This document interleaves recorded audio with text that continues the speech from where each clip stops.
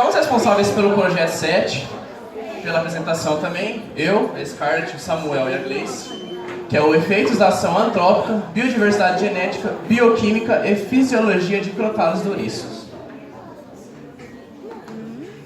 Essas são as pessoas que participaram do projeto junto conosco, os professores e alunos. E, bom, a ecologia da espécie. A Crotalis douriços, popularmente conhecida também como cascavel, era da família Viperidae, assim como a surucucu e a jararaca. Seu habitat é o cerrado, área perfeita e propícia, justamente porque tem áreas secas e abertas para um animal ectotérmico, isto é, animal que varia suas condições fisiológicas e morfológicas de acordo com o ambiente. E também ele tem um hábito noturno e terrestre. É um animal predador ativo, ou seja, tem percepção de calor e ele só vai atacar animais que estão vivos. Ele também se alimenta de vários outros, tem um vasto cardápio. Porém, seus preferidos são os pequenos mamíferos. Em relação à sua biodiversidade, ele é muito conhecido pelo seu guiso. Quando ele usa como seu mecanismo de defesa, ele chacoalha, né? Todo mundo conhece. Aqui, um exemplo.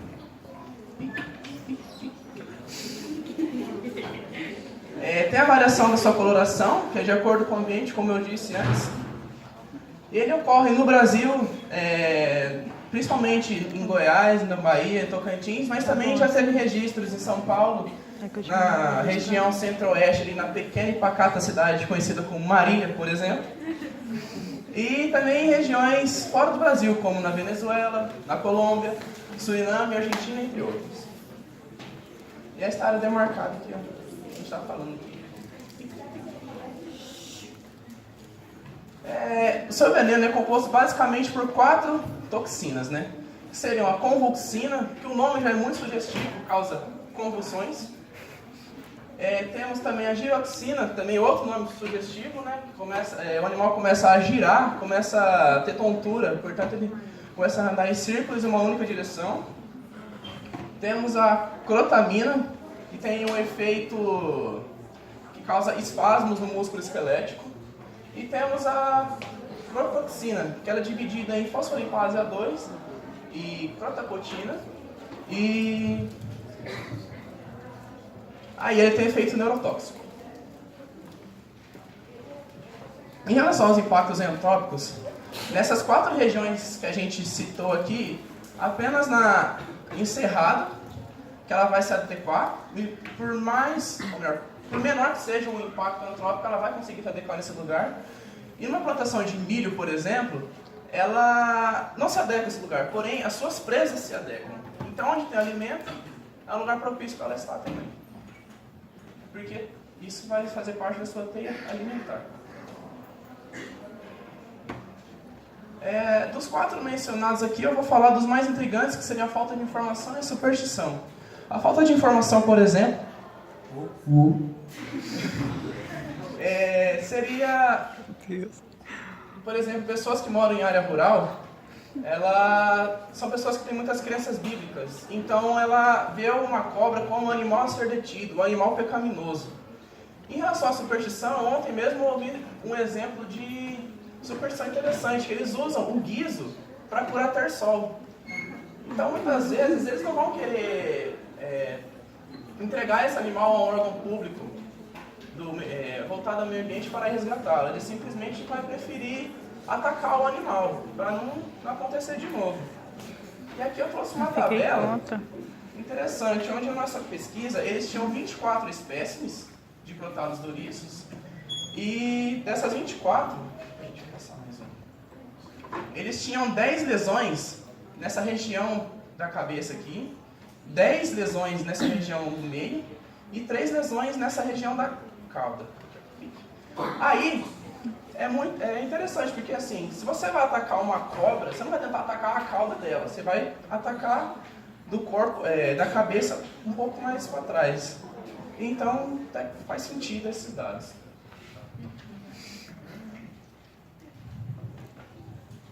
Bom dia. Bom dia.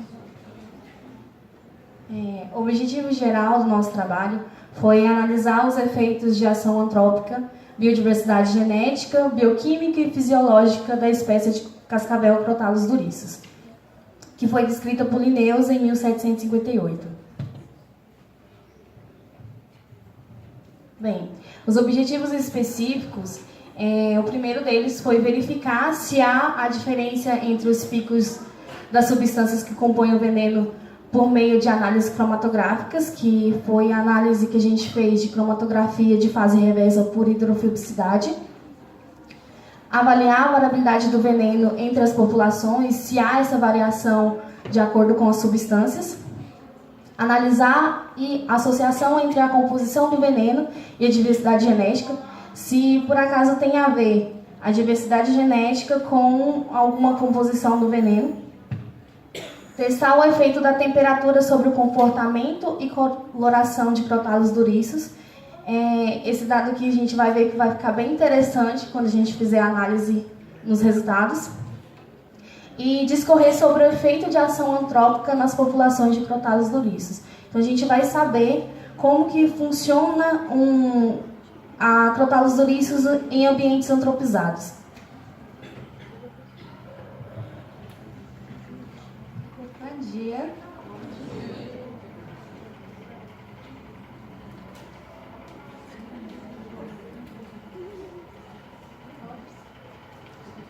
Então, primeiro a gente tem aqui um organograma com todos os processos realizados, todos os processos feitos para a realização do projeto 7. Então, primeiro a gente fez a extração do veneno no CPB, depois a gente preparou a amostra e fez a cromatografia do veneno. Após, foi feita a pesagem e medição dos animais e depois eles foram expostos ao estresse térmico. E, por fim, foi feita a revisão bibliográfica. Para a extração do veneno, foram utilizados 3 espécimes de Crotalus duriçus, o gancho de contenção, a espuma de contenção, béqueres encapados com papel parafilme, e o técnico auxiliou a gente nessa atividade com a utilização dos EPIs necessários. A população amostral utilizada para a extração do veneno foi retirada do biotério do CEPB, o Centro de Estudos e Pesquisas Biológicas aqui da PUC Goiás. A gente dividiu os indivíduos do biotério em 3 populações, sendo o corredor A, o primeiro corredor população A, o segundo corredor população B e o terceiro corredor população C. A gente escolheu um animal aleatório de cada população, sendo todas fêmeas por coincidência, não tinha nenhuma necessidade. E aqui a gente tem o número de registro de cada animal.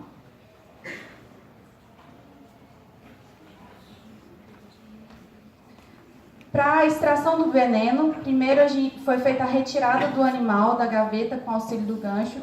Depois esse animal foi contido usando a espuma de contenção e o gancho. A espuma é muito necessária para que o animal não seja tão agredido e que ele não escorregue. É feita a contenção posicionando o gancho na parte posterior do crânio do animal. Quando ele está imóvel, é feita a pega, o técnico pega na cabeça do animal, segura ele e então nesse momento ele abre a boca, mostrando as presas. Então, é encaixado o becker e o animal entrega a toxina. Aqui tem a foto dos beckers preparados com papel parafilme anteriormente. Para a preparação da amostra, foram utilizados 4 microlitros de veneno puro de cada animal, 300 microlitros de solução tampão de equilíbrio da coluna cromatográfica a 5% de aceto nitrilo, TFA, o ácido trifluoracético, 3 Eppendorfs, pipeta dose quantificada, a centrífuga e a coluna cromatográfica C18.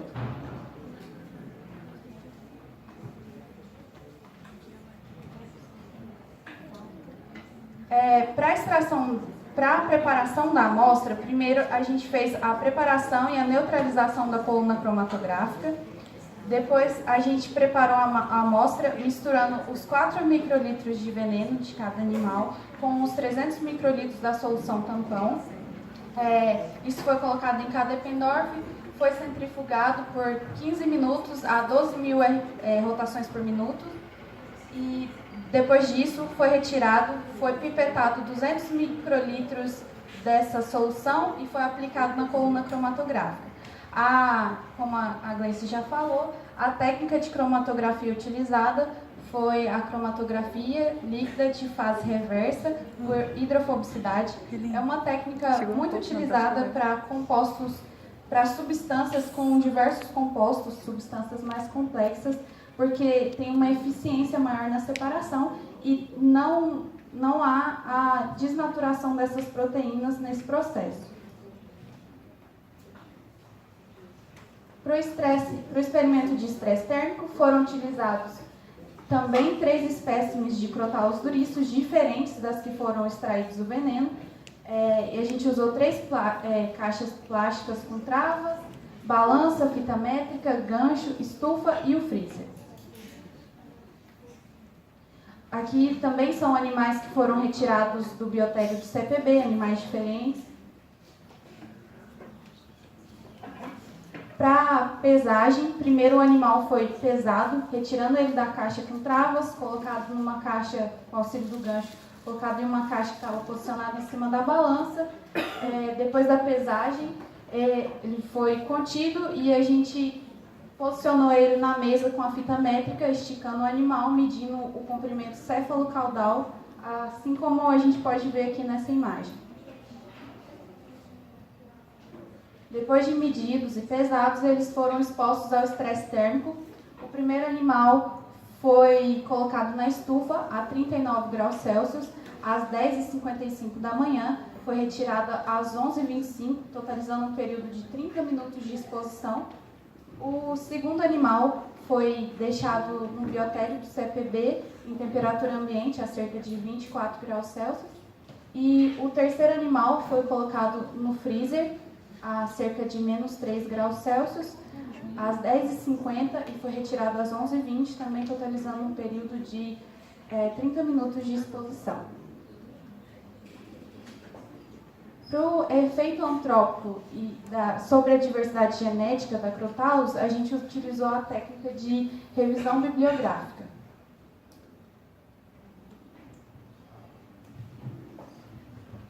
Bom dia. Os resultados, nós começamos então vendo o resultado do perfil cromatográfico do veneno da Crotalus. Como o Miguel já explicou lá em cima, eu vou só mesmo mostrar a posição dessas toxinas na cromatografia. Então, o primeiro que nós temos é a presença da crotamina, e ela fica localizada nesse primeiro pico da cromatografia. A segunda que nós temos é a fosfolipase, e ela está representada aqui pelo terceiro pico na cromatografia. Depois nós temos a fração S e a convoxina nessa parte aqui. A gente não sabe, pode dizer que realmente ela está nessa posição, porque a gente não conseguiu encontrar nem em bibliografia e nem fez a separação dessa toxina. Para a gente classificar com certeza, a gente teria que fazer uma separação dessa fração S e avaliar o efeito da convoxina para saber se ela realmente faz parte dessa fração. A penúltima que nós temos é a giroxina, que ela está nesse pico amarelo na cromatografia. E a crotoxina, como já foi dito, ela é a junção da crotopotina mais fosfolipase. Então aqui nós temos ela representada por esses dois picos juntos. Para que essa crotoxina seja tóxica, a crotopotina precisa estar sempre ligada à fosfolipase. Como nós encontramos a fosfolipase aqui, nós podemos então dizer que a crotopotina é esse pico anterior